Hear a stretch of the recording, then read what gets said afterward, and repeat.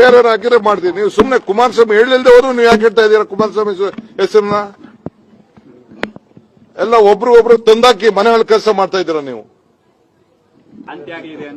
ಮಹತ್ವಾಕ್ರಾಂತಿ ಹೇಳ್ಬೋದು, ಅದೇನ್ ರಾಜಕೀಯವಾಗಿ ಮಾತ್ರ. ನೀವು ನನಗೆ ಅದೆಲ್ಲ ಮುಖ್ಯ ಅಲ್ಲ. ನೀವು ಹೇಳಿದ ನನಗೆ ಕುಮಾರಸ್ವಾಮಿ ಅವರು ನೀವು ಅಮಿತ್ ಶಾ ಜೊತೆ ಟಚ್ ಅಲ್ಲಿ ಇದ್ದೀರಾ ಅಂತ ಹೇಳಿದ್ರಿ.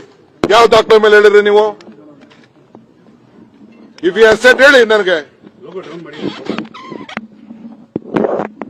ನಾನು ಅದಕ್ಕೆ ಹೇಳ್ತಾರೆ, ಅವ್ರು ಹೇಳಿದ್ರೆ ನಾನು ಡಿಫಾರ್ಮೇಶನ್ ಕೇಸ್ ಹಾಕ್ತೀನಿ ಅಂತ ಹೇಳ್ತಾ ಇರೋದು ನಾನು. ನೀವು ಸುಮ್ನೆ ಏನು ಹೇಳ್ದೆ ಹೋದ್ನ ಶಿವಣ್ಣ ನೀವು ನಂಗೆ ಲೀಕ್ ಮಾಡ್ತಾ ಇದ್ದೀರಾ, ಆಮೇಲೆ ಹೇಳ್ತಾ ಸೃಷ್ಟಿ ಮಾಡ್ತಾ ಇದ್ದೀರಾ ನೀವು. ಆಮೇಲೆ ನೋಡಿದ್ರೆ ವಿಜಯನ್ ಹೆಸರು ಹೇಳ್ತಾ ಇದ್ದೀರಾ. ಈ ಕೆಲಸಕ್ಕೆಲ್ಲ ನೀವೆಲ್ಲ ಹೋಗ್ಬಿಟ್ಟು ನಿಮ್ ರೆಪ್ಯುಟೇಷನ್ ಎಲ್ಲ ಹಾಳು ಮಾಡ್ಕೊಳಕ್ ಹೋಗ್ಬಿಡಿ. ನೀವು ಹಾಳಾಗೋದಲ್ದೆ ನಾವು 45 ವರ್ಷ ರಾಜಕಾರಣ ಮಾಡ್ಕೊಂಡು ಇಲ್ಲಿವರೆಗೂ ಬದುಕಿದೀವಿ ನಾವು. ಯಾವ ರೀತಿ ಏನಾರು ಹೆಚ್ಚು ಕಮ್ಮಿ ಮಾಡಿದ್ರೆ ಯಾವ ಟಿವಿಯನ್ನು ಇದು ಮಾಡ್ತೀರಾ ನಾನು ಸುಮ್ಮನೆ ಬಿಡೋದಿಲ್ಲ. ನಿಮ್ಮ ಮೇಲೆ ಬೆನ್ನೆತ್ತು ಬಿಡ್ತೀನಿ. ಹಿಂದೆ ಟಿವಿನ ಹೆಂಗ್ ಬೆನ್ನೆತ್ತಿದೆ ಹಂಗೆ ನಾನು.